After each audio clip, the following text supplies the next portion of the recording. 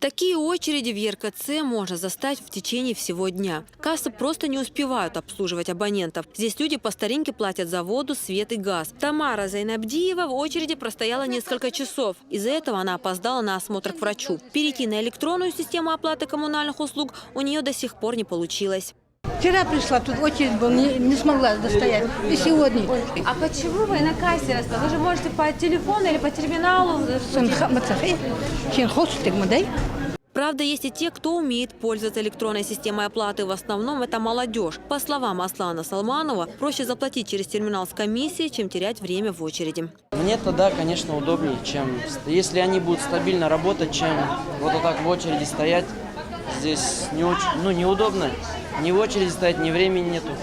Оплатить за коммунальные услуги можно через любой терминал. Главное, чтобы в меню была функция оплаты ЖКУ и значок ЕРКЦ. На экране вводим номер лицевого счета. После этого появляется сумма, которую абонент должен ввести. Затем нужно вставить деньги в купюроприемник. Однако оплачивать по такой системе можно далеко не все коммунальные услуги. Например, для того, чтобы погасить задолженность за свет и газ, нужно стоять в живой очереди. У этих организаций нет договора о сотрудничестве с расчетно-кассовым центром. Технически РКЦ может сотрудничать с этими организациями. То есть у нас есть система автоматизированного приема платежей. Мы можем им производить начисления. Если они с нами заключат договор, пожалуйста, мы будем им осуществлять прием платежей, и люди смогут, жители любой точки земного шара, произвести оплату через интернет. Рамзан Байдаев с утра до позднего вечера на работе. Времени на оплату коммунальных услуг зачастую нет. Да и отпрашиваться у начальника не всегда удобно. Решение проблемы все же нашлось. Теперь Рамзан переводит деньги за квартиру с помощью банковской карты через личный кабинет в интернете. Захожу в личный кабинет, здесь все просто. Нажимаю оплату, ввожу сумму, которую у меня обычно здесь переплата. Здесь вводим сумму примерно, которую мы оплачиваем, и оплатить.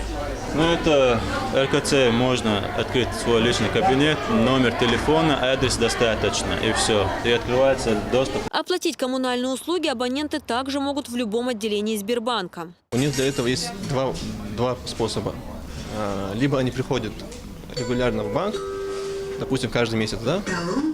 И при помощи консультантов в любом отделении Сбербанка оплачивают свою задолженность по коммунальным платежам. Либо, если у них нет возможности ходить в банк каждый период, то есть каждый месяц, допустим, да, они могут подключить бесплатную услугу автоплатеж, которая подключается один раз, и после этого будет происходить списание с банковской карты клиента на регулярной основе.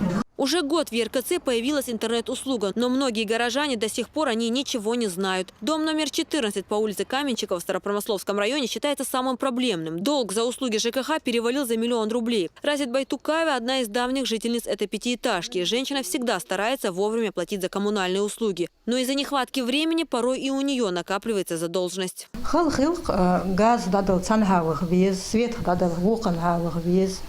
Так общий коммунальный долгуқанха. Иш даслилчул цанха дадилч аттерис. Лара амцаду. Так гуллу, долг так гуллу. Так и гуллу цани дадил хылхул.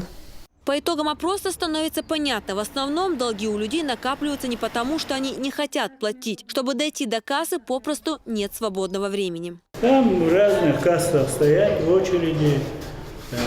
Иногда я прохожу, когда очереди не плачу, прохожу другой день. Неудобно. День пойдешь, 2 дня пойдешь, 3 дня пойдешь, неделю ходишь туда. Да, уже неохота бывает идти даже туда. За газ, за свет, за все, в одном месте, чтобы люди не ходили ни туда, ни сюда. Даже не знают некоторые, куда ходить даже, куда обращаться. Электронная система оплаты коммунальных услуг в республике работает год. Однако большинство людей так и не научились ей пользоваться. Абоненты не хотят стоять в очередях и при этом не проявляют никакого интереса, чтобы научиться совершать электронные платежи. А между тем долг у республики за ЖКУ продолжает расти. Динара Мурадова, Адам Чекуев, Дауд Куруев. Новости.